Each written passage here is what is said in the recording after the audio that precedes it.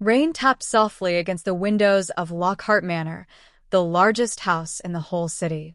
40 rooms, marble floors that shined like ice, crystal lights that hung from every ceiling like frozen stars. Mr. Daniel Lockhart was a billionaire. He owned hotels, planes, and companies in 5 countries. But tonight, he was tired. He had just landed from a business trip in Tokyo, and all he wanted was a hot shower and silence. He walked through the front door, loosening his tie, when something small moved near the staircase. He stopped. A tiny girl, no older than 3, was on her knees, scrubbing the marble floor with a cloth twice the size of her little hands. Her hair was tied back with a frayed ribbon. Her dress, too big for her, was soaked from the bucket of soapy water beside her. Her tiny fingers were red and cracked. Daniel blinked, sure he was seeing wrong. What is this?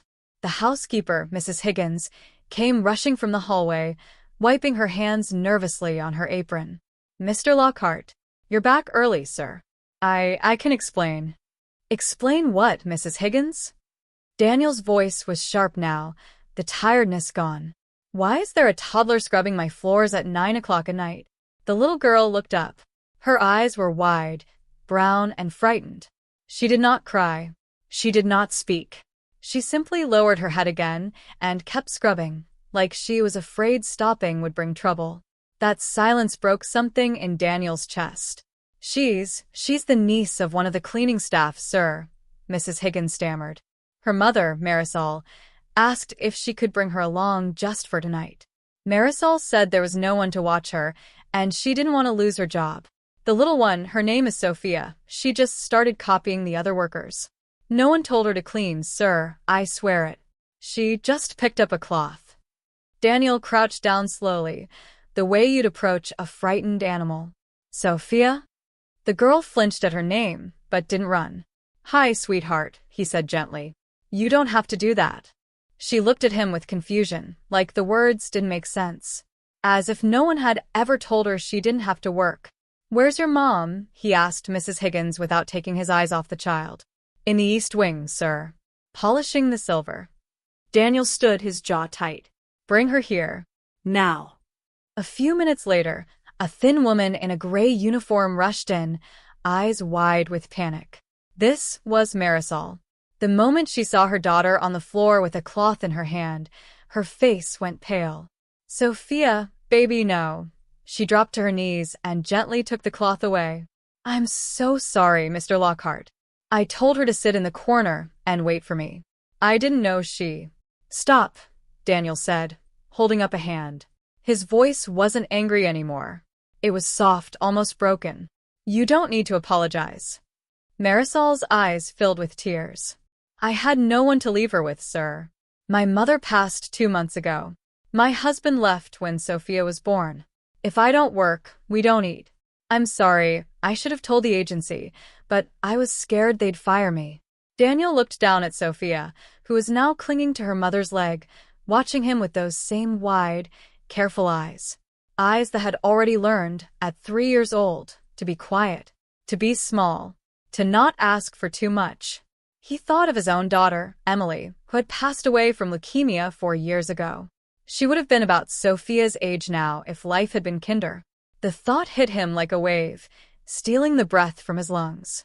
He hadn't let himself think of Emily in months.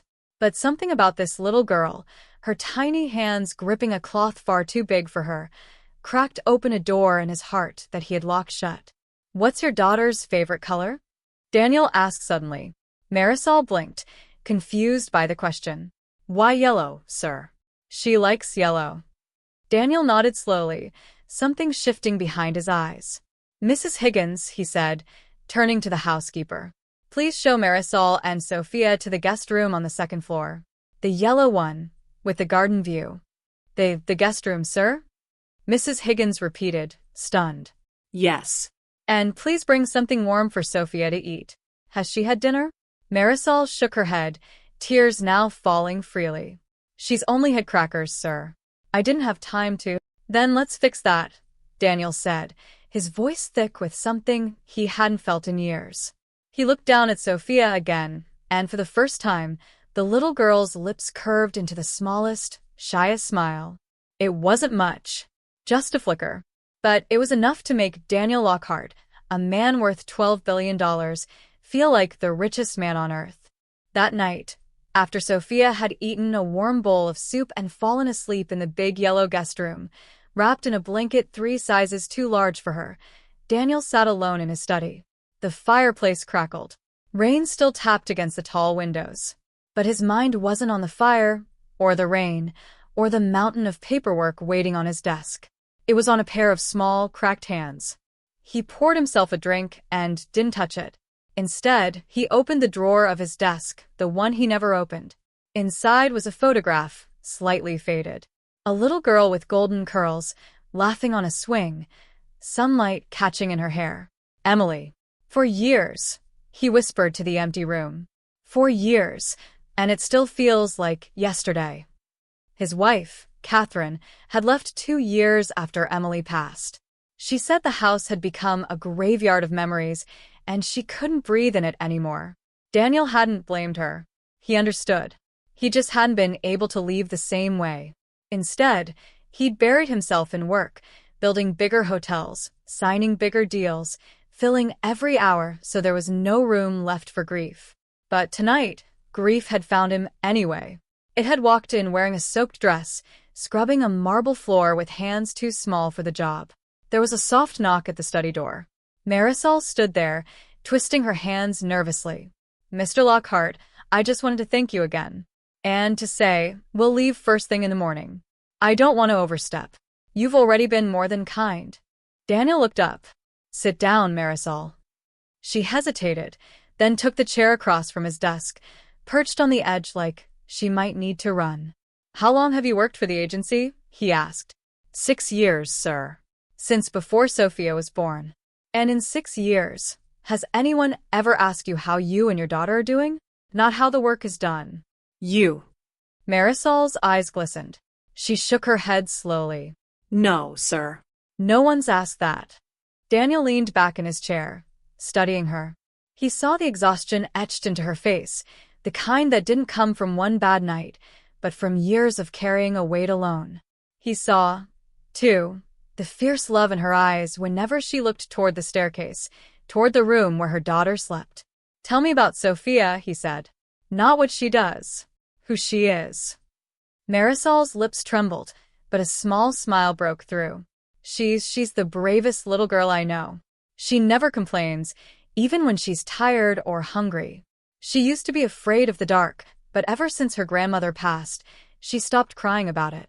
She just goes quiet instead. I think she's trying to be strong for me. Marisol wiped at her eyes. She likes to draw the sun. Always the sun, even when it's raining. I asked her once why, and she said, because somebody has to bring the light, Mama. Daniel's chest tightened painfully. He thought of Emily, who used to say things just as wise, just as strange and beautiful for a child her age. Marisol, he said slowly, I want to ask you something, and I want you to know you can say no. She straightened, bracing herself. I don't want you to leave in the morning. I want you to stay, not as a cleaner. I want to set up a trust for Sophia's education, starting now. A proper one, so that no matter what happens, her future is secure. And I want to offer you a new position here, managing the household staff. Better pay, real hours. And Sophia will never again need to clean a floor in this house, or any house, for as long as I'm breathing. Marisol stared at him, speechless, tears spilling freely now. Sir, I don't understand. Why would you do this for us? You don't even know us. Daniel was quiet for a long moment. Then he reached into the drawer and pulled out the photograph of Emily, sliding it across the desk. This was my daughter, he said softly. Emily. She passed 4 years ago. She was 5. Marisol covered her mouth with her hand, eyes wide with sorrow. Mr. Lockhart, I'm so sorry. When I saw Sophia on that floor tonight, Daniel continued, his voice rough, something in me that had been frozen for 4 years just cracked open. I'm not doing this out of pity, Marisol. I'm doing this because I forgot what it felt like to want to protect someone. And tonight, I remembered. Marisol wept quietly, clutching the photograph like it was something sacred. "Thank you," she whispered. "Thank you, Mr. Lockhart." "Daniel," he said gently. "Just Daniel." Upstairs, in the yellow room, Sophia stirred in her sleep. She didn't know yet that her life had just changed forever. She didn't know that the strange, tired man with kind eyes had just promised her a future filled with light, the same light she always drew in her pictures. All she knew, as she drifted deeper into sleep, was that for the first time in a long time, she felt warm, safe, and somewhere, faintly, she dreamed of sunshine. Daniel watched the rain outside his window long after Marisol left the study. For the first time in 4 years, the silence of the big house didn't feel so heavy. It felt like the beginning of something. Weeks passed, and Lockhart Manor began to change in ways no contractor or designer could ever achieve. It started small. A box of crayons appeared on the kitchen counter. Then a step stool by the bathroom sink, painted yellow, just Sophia's size. Then one morning, Daniel came downstairs to find a drawing taped to his study door, a lopsided yellow sun with stick figure rays, and underneath it, in Marisol's handwriting, "Sophia made this for you." He stood there for a long time, just looking at it, before carefully removing the tape and placing the drawing inside his desk drawer, right next to Emily's photograph. Sophia, for her part, had begun to bloom. The quiet, careful child who once flinched at the sound of her own name now ran through the long hallways of the mansion, her laughter echoing off marble floors that no longer needed her tiny hands to clean them. She had a room of her own now, soft yellow walls, a bed shaped like a cloud, shelves stacked with books and toys she still seemed almost afraid to believe were truly hers. But it was the evenings that changed Daniel the most. Every night, after his work calls ended and the house grew quiet, he found himself walking toward the sound of Sophia's voice. She had taken to waiting for him by the big staircase, swinging her legs from the bottom step, watching the door. "Mr. Daniel," she'd shout the moment she heard his footsteps. She still couldn't quite manage Daniel without the Mr. in front, no matter how many times he told her it wasn't necessary. Tonight was no different. She came running, a piece of paper flapping in her hand. Look what I made." Daniel crouched down, the way he always did now, so he could see the world the way she saw it, small, bright, full of wonder. The drawing showed 3 figures, a tall man, a woman with dark hair, and a small girl between them, all standing under a giant yellow sun. "Who are these 3 people?" he asked, though he already knew the answer was going to undo him. Sophia pointed at each figure with great seriousness. "That's you. That's Mama. And that's me." She paused, studying the drawing like an artist reviewing her masterpiece. "We're a family." The words landed like a soft blow to his chest. He hadn't told her that. He hadn't told anyone that, not even himself, though the thought had been quietly growing in him for weeks now, ever since the night he'd found her scrubbing his floors and felt something long dead stir back to life. "Sophia," he started, unsure of what to say. "Mama says we shouldn't say it 'cause it's not really true," Sophia said, her small voice suddenly uncertain, like she was afraid she'd done something wrong. "But I think it's true." "Is it true, Mr. Daniel?" He looked at her, this small, fierce, sun-drawing little girl who had cracked his frozen heart wide open without even trying, and he felt his throat tighten. "Come here," he said, and she climbed into his arms without hesitation, the way only a child who has learned, against all odds, to trust again could do. "I think," he said slowly, "that families aren't always made the way people expect. Sometimes they're made in hospitals by blood. And sometimes—" His voice cracked. "Sometimes they're made by rainy nights and floor cloths and yellow drawings." Sophia tilted her head, considering this with the seriousness only a 3-year-old could manage. "So it's true?" "I think it's becoming true," Daniel said softly. "If you and your mama want it to be." She wrapped her small arms around his neck, and Daniel closed his eyes, holding her like he hadn't been able to hold anyone in 4 long years. From the hallway, unseen, Marisol watched with tears sliding silently down her cheeks. She had told herself, over and over, not to hope for too much. not to let herself believe that kindness this big could be real, could last. She had been disappointed by people before. She had learned the hard way that the world did not often give without eventually taking something back. But watching Daniel Lockhart hold her daughter, like she was the most precious thing in the world, she felt the careful walls around her heart begin, slowly, to crumble.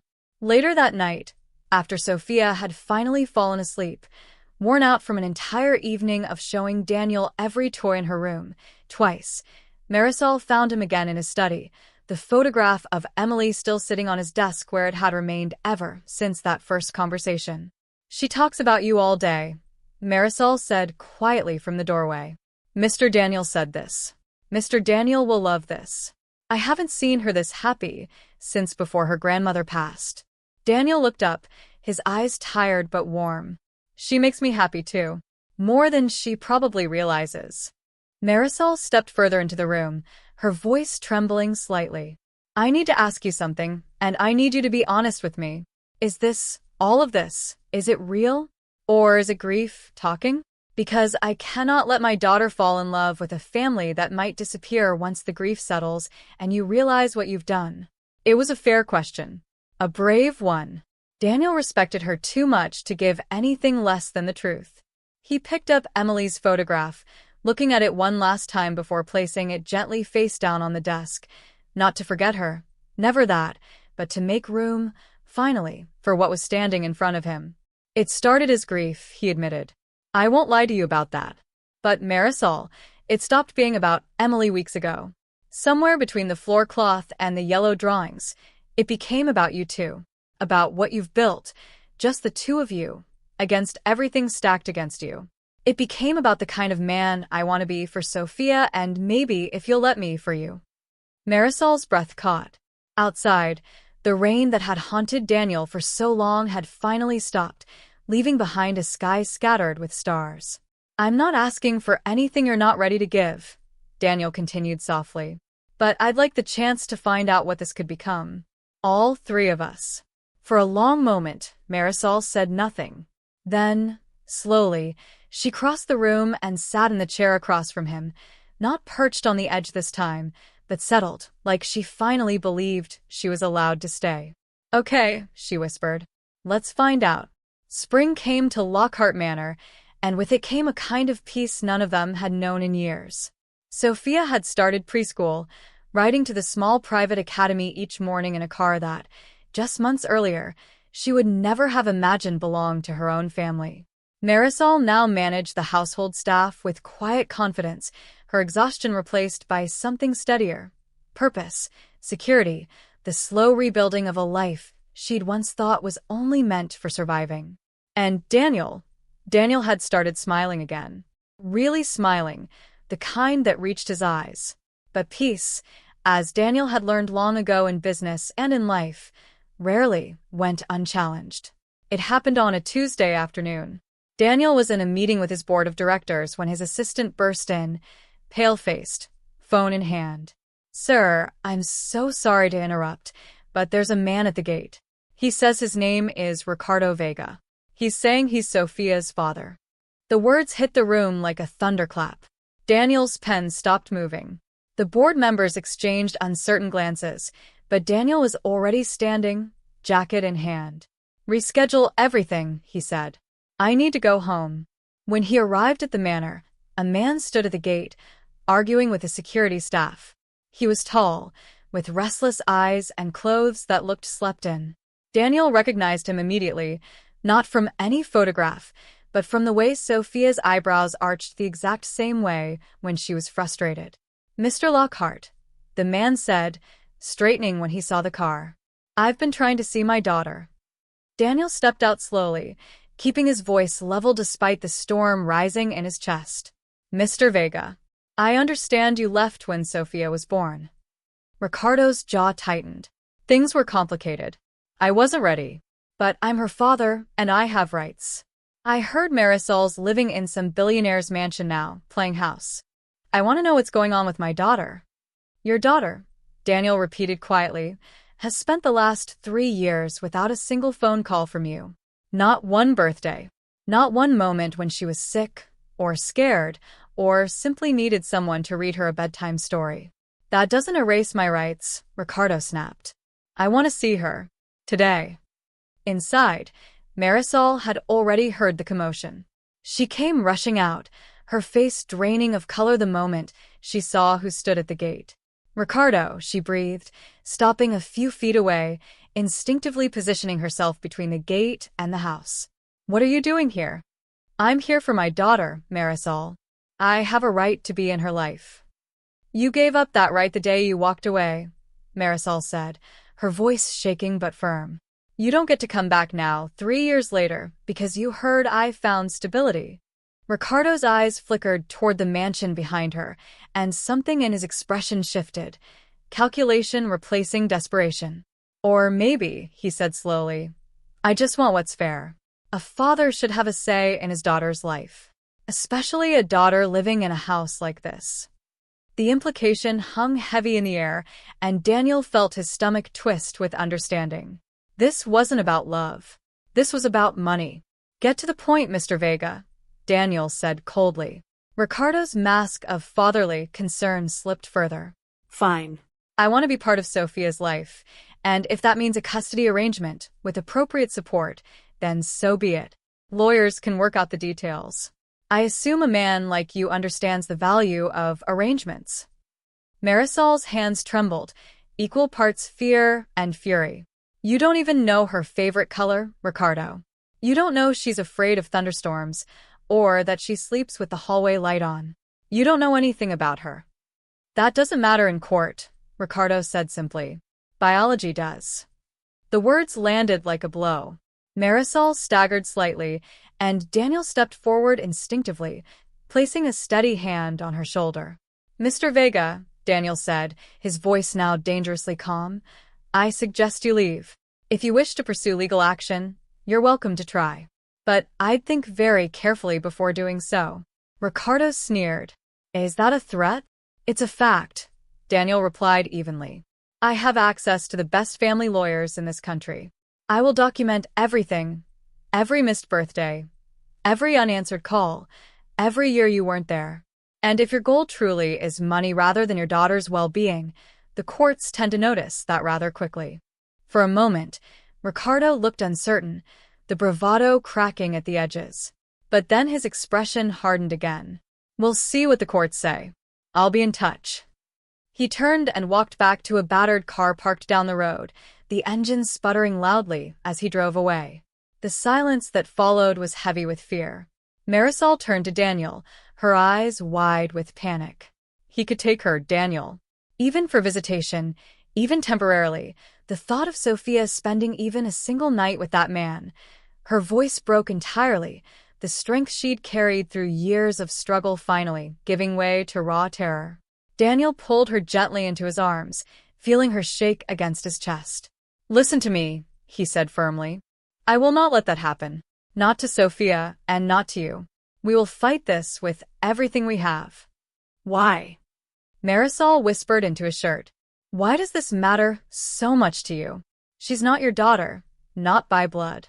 Daniel pulled back slightly, looking into her tear-streaked face with absolute certainty. Because somewhere along the way, without my permission, that little girl became mine. Not through blood, Marisol, through choice. And I choose her. Every single day. That's not going to change because some man finally remembered she exists. From an upstairs window, unseen by either adult, Sophia watched the car drive away, her small face pressed against the glass, an uneasy feeling stirring in her chest that she was too young to name, but old enough to feel. That night, she crawled into Daniel's lap during story time, quieter than usual. Mr. Daniel, she whispered, are you going to leave too? Like the man at the gate? Daniel's heart shattered and rebuilt itself in the same instant. He held her tighter, his voice fierce with promise. Sophia, look at me. I am never, ever leaving you. No matter what happens, no matter who comes to that gate. I am not going anywhere. Do you understand me? Sophia studied his face with the careful seriousness only a child who had already lost too much could manage. Then, slowly, she nodded and rested her head against his chest, finally letting herself believe him. Outside, storm clouds gathered on the horizon, both literal and otherwise. But inside the walls of Lockhart Manor, 3 people had quietly become a family, bound not by blood, but by something stronger. And Daniel Lockhart, billionaire, was prepared to fight harder for this than he had ever fought for anything in his life. The court hearing was scheduled for